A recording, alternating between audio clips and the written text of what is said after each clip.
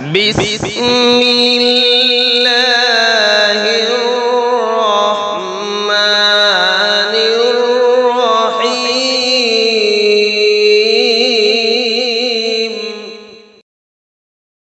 الحمد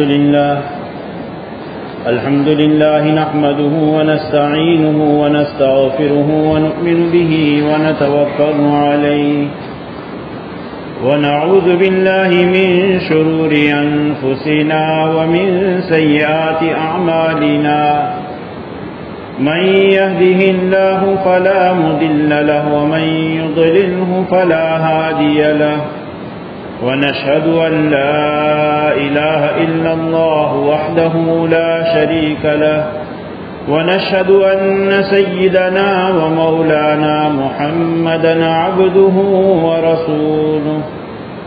أما بعد، أعوذ بالله من الشيطان الرجيم. بسم الله الرحمن الرحيم. وَإِذَا تُتْلَى عَلَيْهِمْ آيَاتُنَا بَيِّنَاتٍ قَالَ الَّذِينَ لَا يَرْجُونَ لِقَاءَنَا ائْتِ بِقُرْآنٍ غَيْرِ هَذَا أَوْ بَدِّلْهُ قُلْ مَا يَكُونُ لِي أَنْ أُبَدِّلَهُ مِنْ تِلْقَاءِ نَفْسِي إِنْ أَتَّبِعُ إِلَّا مَا يُوحَى إِلَيَّ إِنِّي أَخَافُ إِنْ عَصَيْتُ رَبِّي عَذَابَ يَوْمٍ عَظِيمٍ. وقال تعالى: وَإِنَّهُ لَتَنزِيلُ رَبِّ الْعَالَمِينَ نزل به الروح الأمين على قلبه لتكون من المنذرين. وقال تعالى: ولو تقول علينا بعض الأقاويل لأخذنا منه باليمين ثم لقطعنا منه الوتين. صدق الله مولانا العلي العظيم. اللهم صل على محمد النبي الأمي وعلى آله وسلم تسلیما. میرے عزیز اور بزرگوں، دنیا میں حالات کا اتار چڑھاؤ یہ آج کی بات نہیں ہے، اور حق اور باطل کی آپسی جنگ، نظریاتی جنگ، فکری جنگ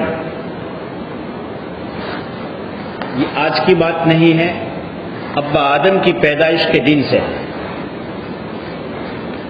جس دن حضرت آدم علیہ السلام کو اللہ نے اپنی قدرت سے پیدا فرمایا اور ان کے سامنے ابلیس لعین کو سجدے کا حکم دیا، فرشتوں کو حکم دیا، فرشتوں نے سجدہ کیا، ابلیس نے منع کیا، اور انا خیر من یہ نظریاتی اختلاف شروع ہو گیا. اللہ کے روبرو اللہ کے حکم کا انکار اس وقت بھی ہوا،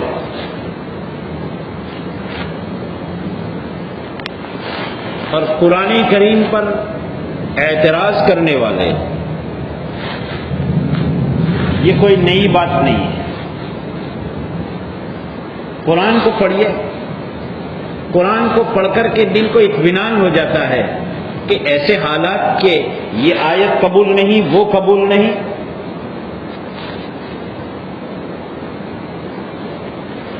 یہ آج کی بات نہیں ہے. نبی علیہ السلام موجود ہیں، آپ پر وحی اتر رہی ہے. سورہ یونس کی آیت ہم نے آپ کے سامنے پہلے پڑھی ہے. وَإِذَا تُتْلَى عَلَيْهِمْ آيَاتُنَا بَيِّنَاتٍ قَالَ الَّذِينَ لَا يَرْجُونَ لِقَاءَنَا ائْتِ بِقُرْآنٍ غَيْرِ هَذَا أَوْ بَدِّلْهُ. قرآن کریم کی صاف صاف نکلتے سورج سے زیادہ واضح آیتیں ہیں. جب یہ آیتیں پڑھ کر سنائی جاتی ہیں تو جنہوں کو اپنے رب سے ملاقات کی کوئی آرزو اور امید نہیں ہے، جو یوں سمجھتے ہیں ان ہی الا حیاتنا الدنیا نموت ونحیا وما نحن بمبعوثین، جو ہے بس جی بھر کر کھا لو پی لو مزے اڑا لو،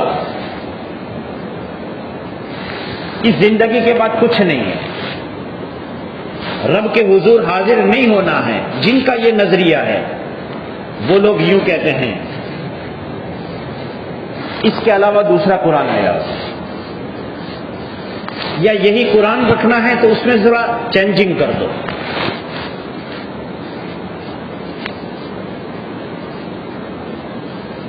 نبی جی آپ فرما دیجئے یہ میری طاقت کی بات نہیں ہے کہ میں اس میں اپنی طرف سے کچھ لاؤں، میرا کام تو یہ ہے کہ رب کا حکم آئے میں اس کی پیروی کروں، اور مجھے ڈر ہے کہ اگر میں اپنے رب کی کسی بات میں بھی نافرمانی کروں، کرنے والے نہیں ہیں، انبیاء معصوم ہوتے ہیں، معصوم کا مطلب یہ ہے کہ اللہ نے ان کو اپنی حفاظت میں ایسا رکھا ہے کہ ان سے گناہ نہیں ہوتے۔ باقی انبیاء کو چھوڑ کر بڑے سے بڑا ولی ہو، صحابی ہو، گناہ ہو سکتے ہیں اور ہوئے ہیں، اور پھر توبہ کی ہے اور اللہ نے معاف کیا ہے۔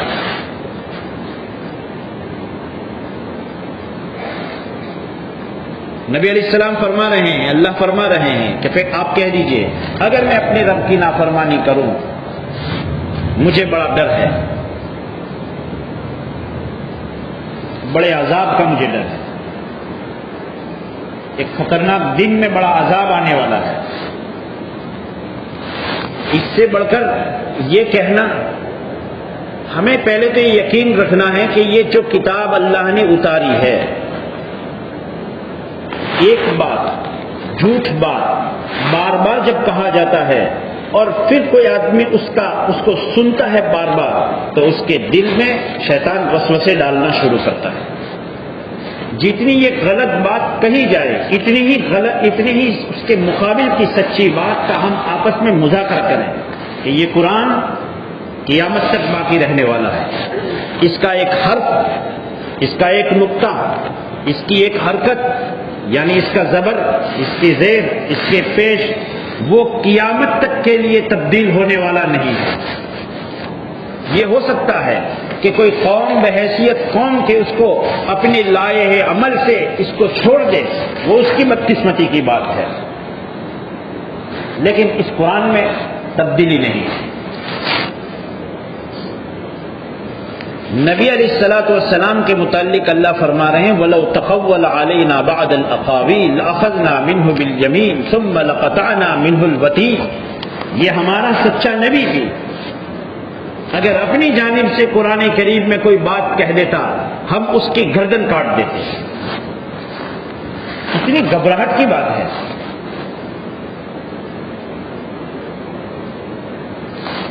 اسلام کے نام پر بنے باطل فرقوں میں مستقل کچھ لوگ پہلے سے ایسے رہے ہیں کہ جو اس بات کو مانتے ہیں کہ یہ پورا قرآن پورا نہیں ہے یا ادھورا ہے۔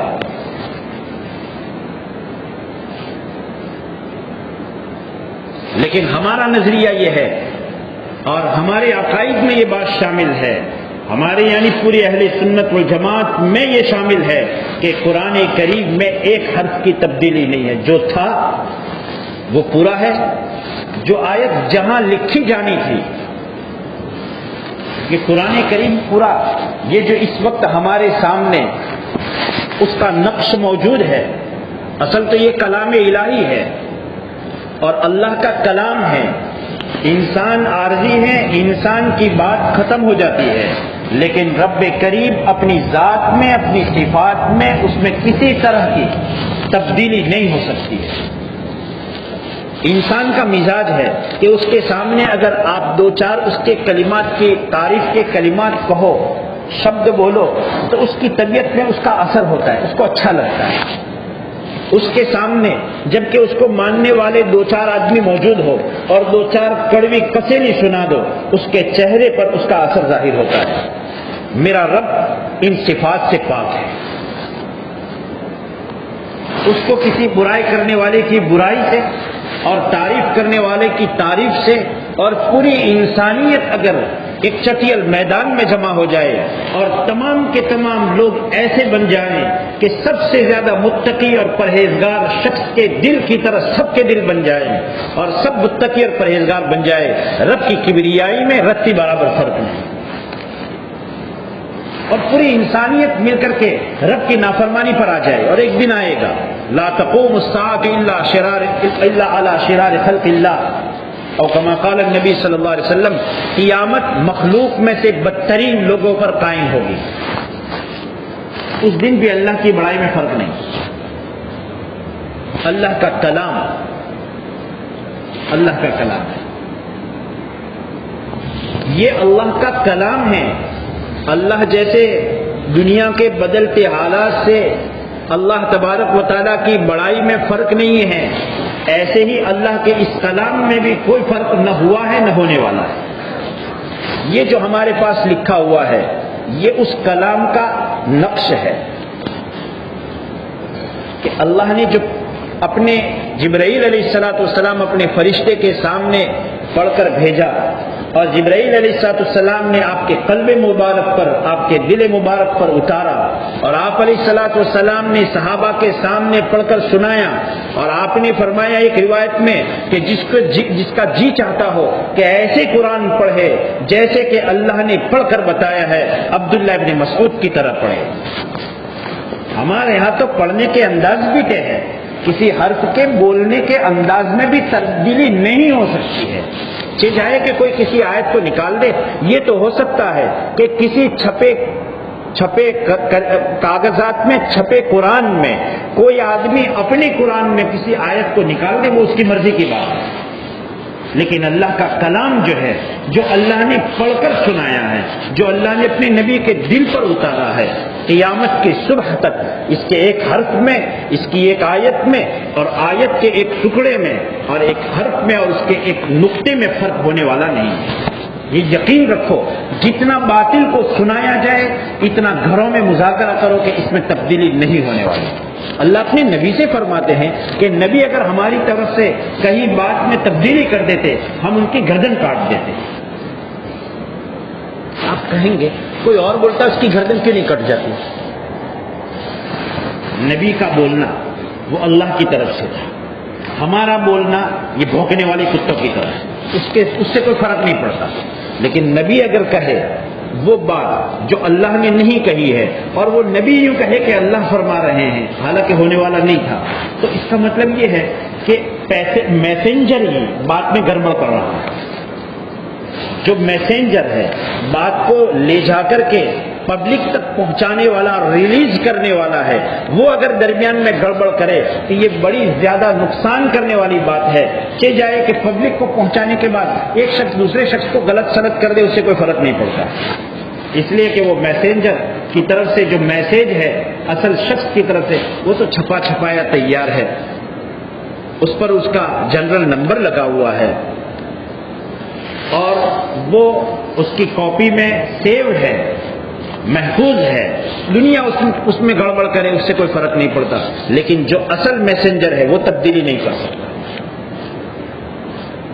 وَإِنَّهُ لَتَنزِيلُ رَبِّ الْعَالَمِينَ، یہ قرآن کریم رب العالمین کی طرف سے اتارا ہوا ہے. لا يأتيه الباطل من بين يديه ولا من خلفه، یہ قرآن ایسا ہے کہ اس کے آگے اور پیچھے کہیں سے کوئی باطل گھس نہیں سکتا.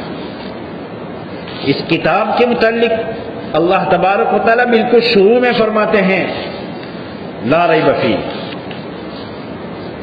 یہ کتاب ایسی ہے اس میں کوئی شک کی بات ہے ہی. جس کو شک ہو رہا ہے اس کے دماغ کا شک ہے. اور پھر یہ کہہ دینا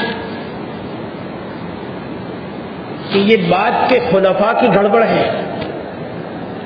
معاف کیجیے گا یہ شیعیوں کا نظریہ ہے کہ قرآن پورا محفوظ نہیں ہے. اور ہمارا عقیدہ یہ ہے انا نحن نزلنا الذکر وانا لہ لحافظون، ہم نے قرآن اتارا ہے، ہم اس کے محافظ. اور اس کے ہزاروں واقعات ہیں. گھر کی چابی اگر گھر کا ذمہ دار کہیں جاتا ہے تو وہ اس کے 5 سال 10 سال کے بچے کو دینے کی ہمت نہیں کرتا، لیکن اسی دل میں اللہ اپنے کلام کو محفوظ کر لیتا ہے. چھوٹی سی ایک چابی کا لوگ اعتماد بچے پر نہیں کرتے، لیکن اس کے دل میں اللہ قرآن اتار دیتے ہیں. اللہ نے اپنے کلام کی حفاظت کے انتظامات عجیب کیے ہیں. یہ کسی کاغذ کا محتاج نہیں ہے، یہ موبائل کی اسکرین کا محتاج نہیں ہے، یہ کمپیوٹر کی اسکرین کا محتاج نہیں ہے۔ اللہ تبارک و تعالیٰ نے اتارا ہے اور اللہ نے اس کے حفاظت کا انتظام کیا ہے۔ اگلی آسمانی کتابوں میں اور اس قرآن کریم میں یہ کھلا فرق ہے۔ آسمانی کتابوں میں یوں کہا ہے بِمَسْتُحْفِظُوا، ان کو حفاظت کی ذمہ داری دی گئی تھی، ان کو کہا تھا کہ یہ تمہیں کتاب دی ہے، یہ تمہیں تورات دی ہے، یہ تمہیں انجیل دی ہے، یہ تمہیں زبور دی ہے، تم اس کی حفاظت کے ذمہ دار۔ اور ہمارے کلام کے متعلق، قرآن کریم کے متعلق اللہ نے فرمایا ہم نے اتارا، ہم اس کے محافظ۔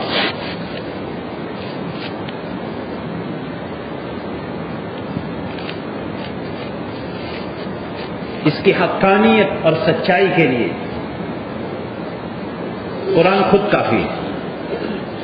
اللہ کے رسول علیہ الصلوۃ والسلام جس زمانے میں اللہ نے ان کو نبی بنایا، مبعوث کیا، وہی اترنا شروع ہوئی، اس زمانے میں بھی قرآن کے مخالفین زیادہ تھے، ماننے والے کم تھے۔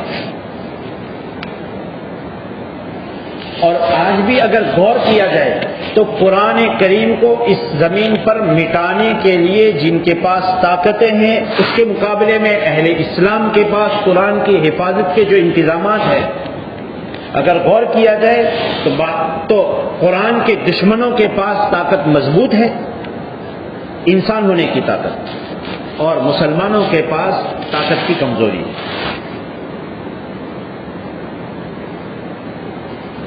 اس زمانے میں بھی پروپیگنڈے ہوئے،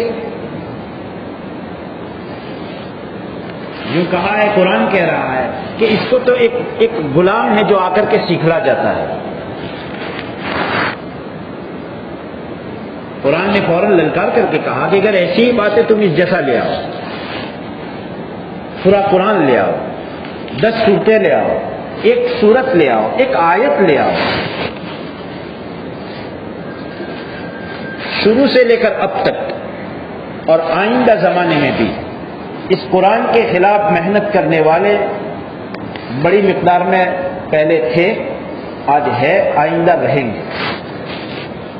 اس کے باوجود بھی کیونکہ رب نے اپنے کلام کی حفاظت کا وعدہ فرمایا ہے، اس لیے کوئی اس کا بال بیکا کرنے والا نہیں ہے۔ ابھی پچھلے ہفتے ہم لوگ دہلی تھے،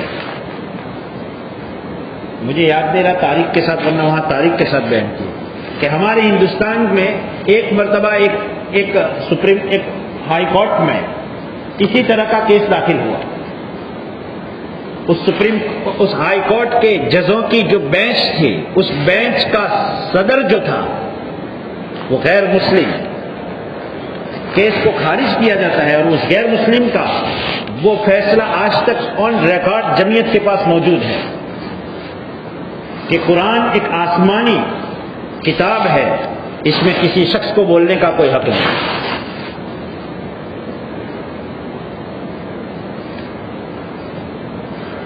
غیر مسلم کے ایک بہت بڑے قائد ہیں، حضرت مولانا خالد سیف اللہ رحمانی لکھتے ہیں ان کے نام کے ساتھ حوالے دے کر کے کہ انہوں نے، ہم کسی اور کی شہادت کے محتاج نہیں ہیں، ہم قرآن کے سچا اور پکا ہونے کے لیے قرآن کی بات پر ہی ہمیں پورا اعتماد ہے، قرآن کسی اور کی شہادت کا محتاج نہیں ہے، لیکن جس ماحول سے گزر رہے ہیں اس ماحول میں اگر انہی کے لوگ اس کے متعلق شہادت پیش کریں تو یہ اور زیادہ مضبوطی کی بات بن جاتی ہے۔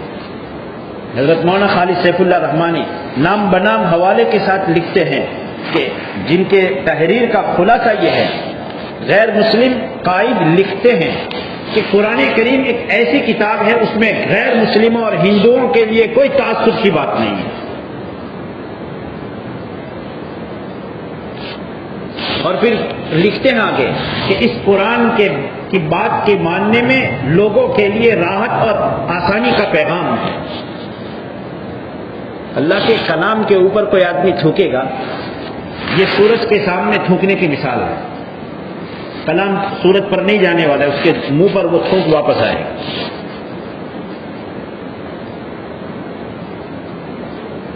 گاندھی جی بھی کہتے ہیں کہ مجھے اس قرآن کے الہامی یعنی رب کی طرف سے اتاری ہوئی کتاب کے بارے میں کوئی شک نہیں ہے،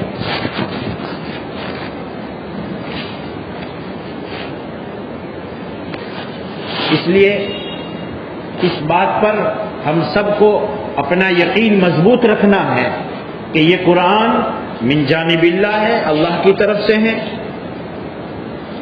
اس پر اعتراض اللہ کے رسول کی موجودگی میں ہوا ہے کہ ذرا تبدیل کر دو۔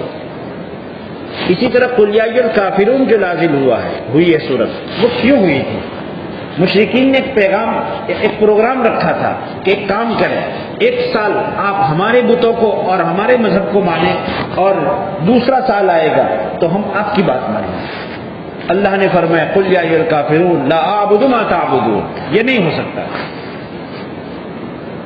تم تمہارے مذہب پر رہو اور ہم ہمارے مذہب پر رہیں، اور درمیان کی کوئی بات نکل آئے، یہ نہیں ہو سکتا ہے۔ اب رہی بات یہ کہ نظریہ، انسان کو اللہ نے آزاد پیدا کیا ہے۔ ابا آدم آزاد تھے، آدی مانو آزاد تھے، اس دھرتی پر پہلا آنے والا انسان آزاد تھا، وہ کسی کا غلام نہیں تھا، وہ اپنے نظریے میں آزاد تھا۔ اور ان آدم علیہ السلام کے ذریعے سے جتنی نسل انسانی پھیلی ہے، تمام نسل انسانی کو اللہ تبارک و تعالیٰ نے ذہنی طور پر آزاد رکھا ہے۔ کوئی کسی کے نظریہ کا پیروکار بنے، میں کہوں اسی طرح آپ کو چلنا ہے، یہ نہیں ہو سکتا۔ پھر اللہ تبارک و تعالیٰ نے وَهَدَيْنَاهُ السَّبِيلَ اِمَّا شَاكِرًا وَإِمَّا كَفُورًا، اللہ فرماتے ہیں ہم نے دونوں راہیں بنائی ہے، اور دونوں راہوں کو سمجھانے کے لیے ہم نے انتظامات کیے ہیں۔ ہم نے رجال اللہ کو اتارا اور ہم نے کتاب اللہ کو اتارا، ہم نے اپنے نبیوں کو بھیجا اور ہم نے اپنی آسمانی کتابیں بھیجی، لیکن زبردستی نہیں کی۔ لا اکراہ فی الدین، اسلام قبول کرنے میں کسی کو زبردستی نہیں کی جا سکتی۔ یہ غلط پروپیگنڈے کی بات ہے کہ یہ تلوار کے زور پر اور لوگوں کو اسلام میں داخل کرنے کے لیے اس میں کچھ آیتوں کی گڑبڑ کی گئی ہے، یہ بالکل نہیں۔ اسلام پھیلا ہے اس لیے کہ رب کا حکم تھا، یہ حق لے کر کے آیا ہے، اور حق اپنی تاثیر رکھتا ہے، سچ سچ ہوتا ہے، مٹھاس مٹھاس ہوتی ہے۔ ایک طرف تم شراب رکھ دو اور ایک طرف دودھ رکھ دو، دودھ اپنی تاثیر رکھتا ہے، اس کی طرف لوگوں کا میلان ہونا یہ طبیعی چیز ہے، اور شراب اپنے اندر نقصان رکھتا ہے، اس کے متعلق لوگوں کے دلوں میں نفرت پیدا ہونا یہ انسانیت کا تقاضا ہے۔ اس کلام کی طرف لوگوں کا میلان ہونا، لوگوں کا جھک پڑنا، اور جھونک در جھونک، جماعت در جماعت، بڑے سے بڑے علاقے اور بڑے سے بڑی قومیں اور پوری قوم کا اس کی طرف میلان ہونا، اس سے محبت رکھنا اور اس میں آ جانا، یہ اس کے حق ہونے کی نشانی ہے، یہ زبردستی نہیں چلا ہے۔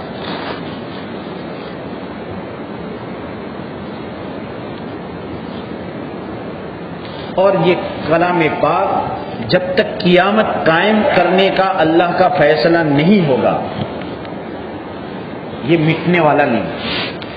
اور جیسا میں نے کہا کہ کوئی آدمی اپنے پاس لکھے ہوئے 848 پیج میں اپنے پاس سے ایک پیج نکال دے، وہ اس کی کم بختی کی بات ہے۔ اس کی وجہ سے اللہ کے کلام میں کوئی تبدیلی ہونے والی نہیں ہے۔ اس لیے اس بات کا یقین رکھنا چاہیے، اپنے گھروں میں اپنے چھوٹے بچوں کے سامنے اس کا تذکرہ کرنا چاہیے کہ یہ جو پورا قرآن ہے یہ من جانب اللہ ہے، اس میں نبی کو کوئی اختیار نہیں تھا، نبی کو چھوٹ نہیں تھی، تو نبی کے پیروکاروں کو اور جن کے متعلق اللہ تبارک و تعالیٰ خود فرما رہے ہیں کہ وَأَلْزَمَهُمْ كَلِمَةَ التَّقْوَى وَكَانُوا أَحَقَّ بِهَا وَأَهْلَهَا، نبی کے پیروکاروں کے متعلق، صحابہ کے متعلق اللہ خود فیصلہ فرما رہے ہیں کہ اللہ نے ان کے دلوں میں تقویٰ کے کلمہ کو ان کے ساتھ لازم ملزم، جیسے گڑ اپنی مٹھاس کے بغیر نہیں ہوتا ہے، شہد ہو وہ میٹھا رہے گا، ایسا تو ہو نہیں سکتا ہے کہ شہد رہے اور مٹھاس نکال دو۔ صحابہ ہیں وہ متقی اور پرہیزگار، وَكَانُوا أَحَقَّ بِهَا، اور وہ اس کے زیادہ حقدار تھے۔ صحابہ نے کوئی گڑبڑ نہیں کی۔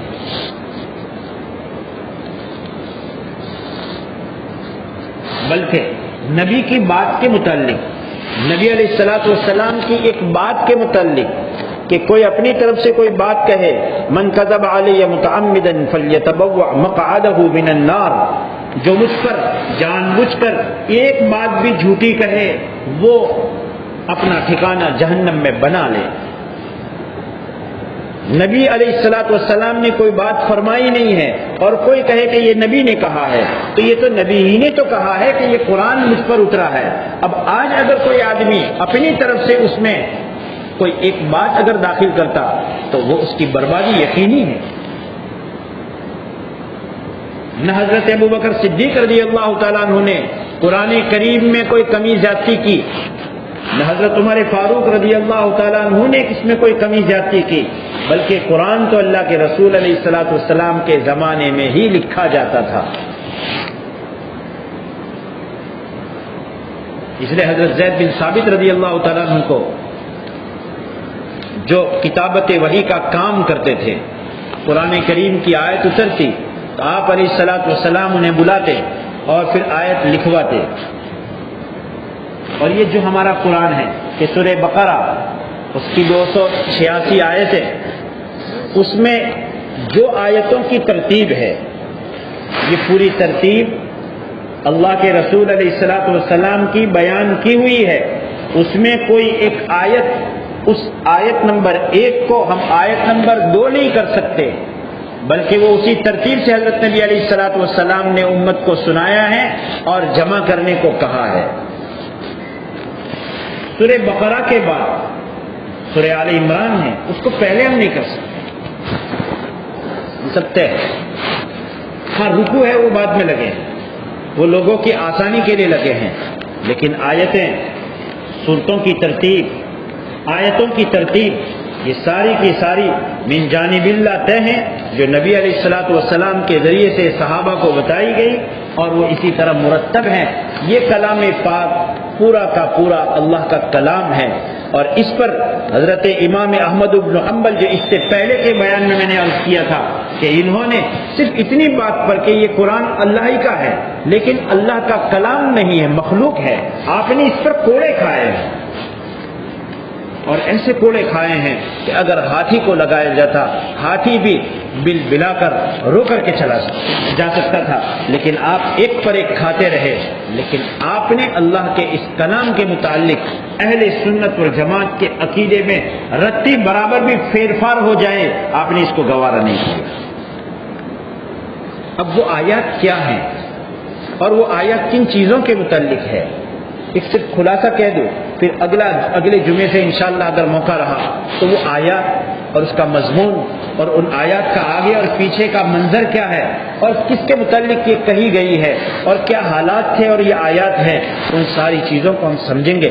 اصل بات یہ ہے کہ 9/11 سے پہلے پوری دنیا کا ایک پروپیگنڈا کا پروگرام طے ہوا تھا، اسلام بڑھتا اور چڑھتا نظر آ رہا تھا، اور مکار لوگوں کو اور اسلام دشمن طاقتوں کو اسلام کے دبانے کا انہوں نے بہت سوچ سمجھ کر پروگرام بنایا تھا۔ اور حضرت جی مولانا یوسف صاحب رحمۃ اللہ علیہ فرمایا کرتے تھے کہ اسلام کو مٹانے کے لیے اسلام کے جو دشمن ہیں وہ 70 سال سوچ کر پروگرام بناتے ہیں، لیکن لا تبدیل لکلمات اللہ، کوئی پروگرام بنائے اللہ کی طرف سے ڈھیل ہوتی ہے۔ اہل مکہ نے بھی پروگرام بنایا تھا کہ سارے مکہ کے نوجوان اور قبیلے کا ایک ایک نوجوان تلوار اٹھائے گا اور نبی پر ایک ساتھ تلوار چھوڑے گا اور سب ایک ساتھ ان پر اپنی تلوار گرائیں گے اور محمد صلی اللہ علیہ وسلم شہید ہو جائیں گے۔ پیسہ دینے کی بات ہے، پورا مکہ مل کر کے پیسہ دے دے گا، اور قریش میں جو محمد صلی اللہ علیہ وسلم کے خاندان کے لوگ ہیں وہ پورے علاقے سے اور پورے قوم سے دشمنی جھیل نہیں سکتے ہیں۔ ان کا پروگرام تھا نبی علیہ الصلوۃ والسلام کو فجر سے پہلے فجر کے وقت میں شہید کرنا، اور اللہ کا پروگرام تھا 1442 ہجری میں بھی اسلام باقی رہے گا اور قیامت تک انشاءاللہ یہ اسلام باقی رہے گا۔ پروگرام ان کے اپنے رہیں گے، حفاظت کا نظام اللہ کا ہے۔ ہمارا اپنا کام یہ ہے ہم اپنے عمل میں، اپنے عقیدے میں، اپنے گھروں میں، اپنے مذاکرے میں قرآن کو اولیت دیں، یہ ہماری اپنی ذمہ داری ہے۔ اس کے بعد کا کام اللہ کے حوالے ہیں۔ اللہ تبارک و تعالی ہمیں اس کی توفیق عطا فرمائے اور ہماری نسلوں پر اور پوری انسانیت کے لیے اللہ تبارک و تعالی اس امن کے پیغام کو عام اور تام فرمائے۔ آمین۔ وآخر دعوانا الحمدللہ رب العالمین۔ سنت باقی ادا فرمائے۔